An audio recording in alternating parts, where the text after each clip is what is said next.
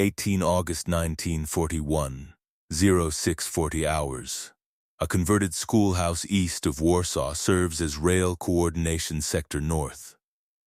Morning temperature is 15 degrees, no precipitation. Windows open. Inside, the planning board covers the east wall. Chalk lines trace 1,200 kilometers of track from German depots to the forward railhead. Columns list axle loads, locomotive classes, turnaround intervals, and fuel tonnage. The schedule is routine. 44 trains are allocated across 6 days. 20 carry fuel. The remainder carry ammunition, rations, and spare parts. Each train is loaded to standard limits. No exceptional movements are requested. The calculations are inherited. In France and Poland, rail throughput exceeded consumption by measurable margins. Fuel burn rates stabilized after the first week of movement. Distance increased linearly. Those relationships are assumed intact. Gauge conversion teams report progress of 20 to 30 kilometers per day. This rate matches planning tables. Locomotive availability exceeds minimum requirements by 12%. Crew rosters remain inside 12-hour duty limits. Yard capacity is sufficient for 14 trains per day with reserve siding unused. Nothing requires escalation. No contingency files are opened. The front advances at 25 to 30 kilometers per day. At that rate, 6 days of rail flow covers projected demand with margin remaining. Trucks are a secondary system used only beyond the railhead. Their fuel draw is accounted for. Entries are logged without annotation. Delays under 6 hours are classified as variance. Loss rates are within historical averages. Consumption reports from armored formations show elevated fuel use, consistent with initial maneuver phases. At 0710 hours, the rail officer completes the count and signs the board.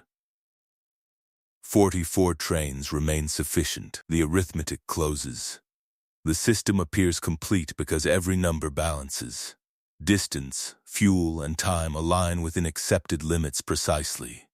Over the next 72 hours, the ledger thickens. The same board is updated at 6-hour intervals. Arrival times are written, erased, rewritten. 2 fuel trains arrive 3 hours late. 1 arrives 5 hours late. The cause is recorded as minor track damage west of Brest-Litovsk.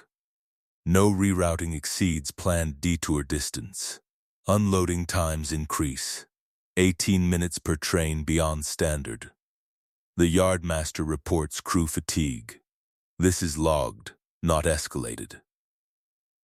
Rail systems include buffers for exactly this condition. Locomotive maintenance remains inside tolerance. Each engine is scheduled for service every 1,500 kilometers. None exceed the limit. Crew rotations remain compliant with 12-hour duty rules. No disciplinary waivers are requested. Rail yard throughput peaks at 11 trains in one day. Maximum capacity is 14. 3 sidings remain unused.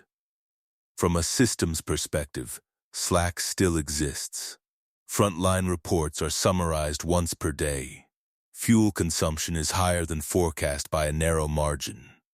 Armored units report increased idling time and longer assembly periods. This is attributed to terrain unfamiliarity and command synchronization.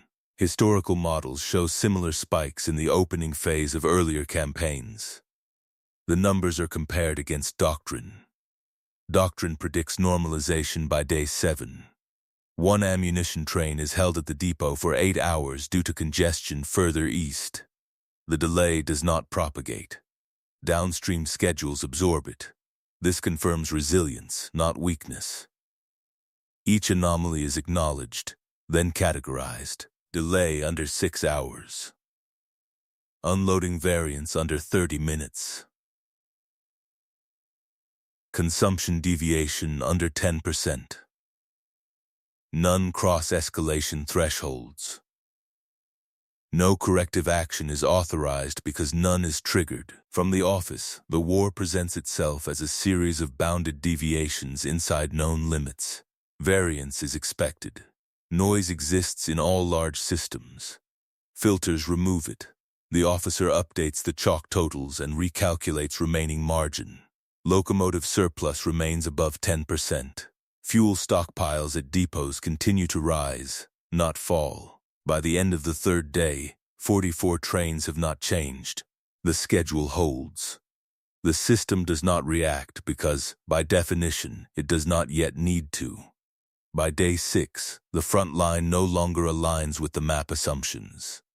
The railhead remains fixed while armored formations move beyond it. The measured gap reaches 90 kilometers. This distance is logged without emphasis.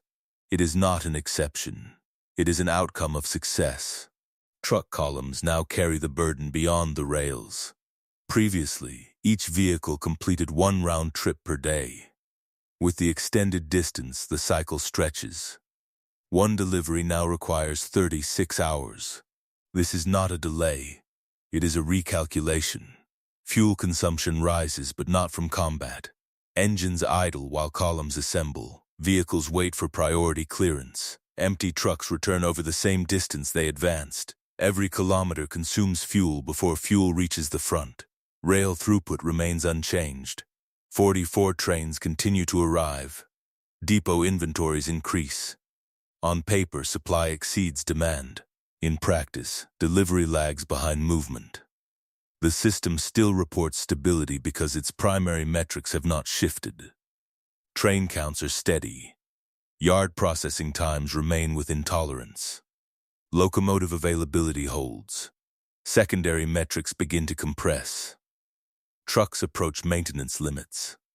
Vehicles operate within 5% of scheduled service intervals.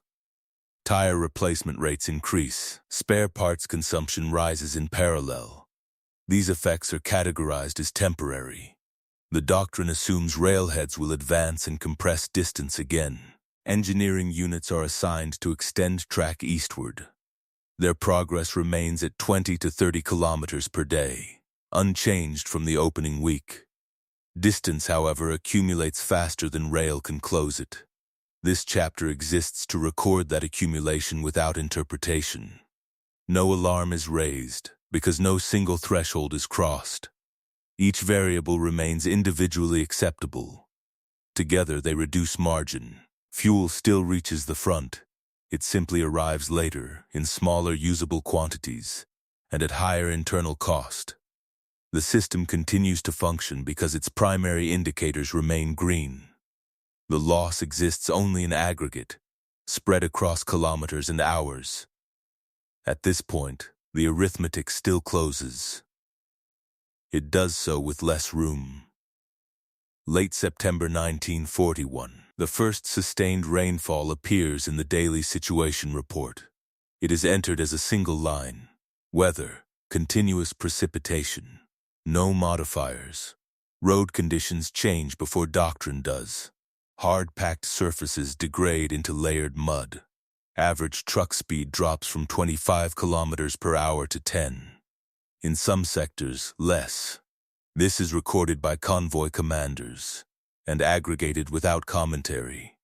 Fuel burn per kilometer increases by 30 to 40%. The increase is not attributed to inefficiency. It is mechanical. Engines operate at lower gears for longer durations. Vehicles idle while recovery equipment clears blocked routes. Recovery assets are reassigned. Instead of evacuating damaged vehicles, they extract supply trucks immobilized by terrain. This reassignment is temporary on paper. In practice, it becomes continuous. Rail throughput does not change. 44 trains still arrive. Schedules remain intact. The rail system performs exactly as designed. The doctrine treats weather as a delay factor. Delays are absorbed by buffers. What it does not model is weather as a consumption multiplier. No tables exist for fuel burned without forward movement. Delivery cycles double. What required one day now requires 2.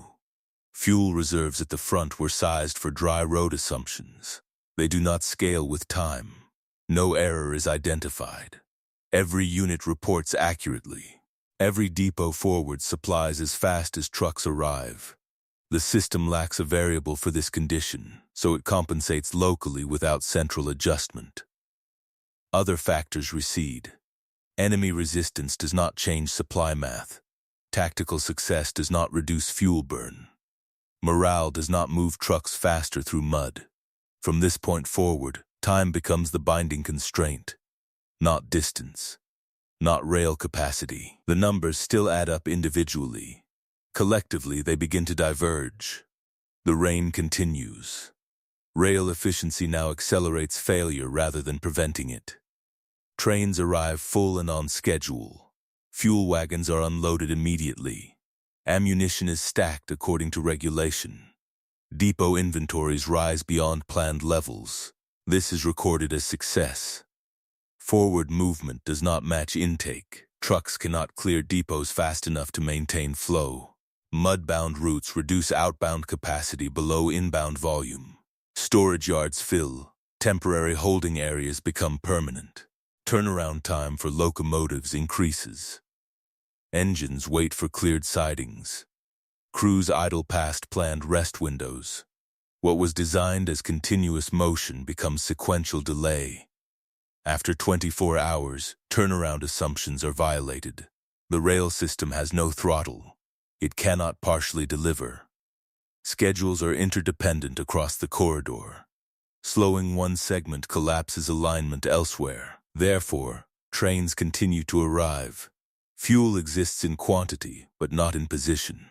Trucks burn fuel reaching depots and consume more returning empty. On some routes, the net fuel delivered forward approaches zero. This is not immediately visible in aggregate reports because rail delivery totals remain high. The system inverts. Each additional train increases congestion without increasing usable supply. Efficiency at the rail level creates paralysis at the road level. Throughput mismatch becomes the binding constraint. Rail delivers a fixed tonnage per day. Roads, under current conditions, move only 60% of that volume. The difference accumulates as backlog. No human error is identified. Each component performs to specification. The failure emerges from interaction, not malfunction. Once identified, the condition cannot be corrected within available time. Expanding road capacity requires weather change. Advancing the railhead requires weeks. Reducing intake destabilizes the network. From this point forward, the outcome is determined by ratios rather than decisions. The math no longer closes. By October 1941, delivery becomes intermittent. Frontline units no longer receive fuel on predictable cycles. Allocations are issued in fractions rather than loads. Requests are approved, delayed, then partially filled. The system does not deny supply, it stretches it. Operational tempo declines as a result of arithmetic, not instruction. Planned advances of 40 kilometers are reduced to probes of 5 to 10. Engines idle to conserve fuel, increasing burn without producing movement.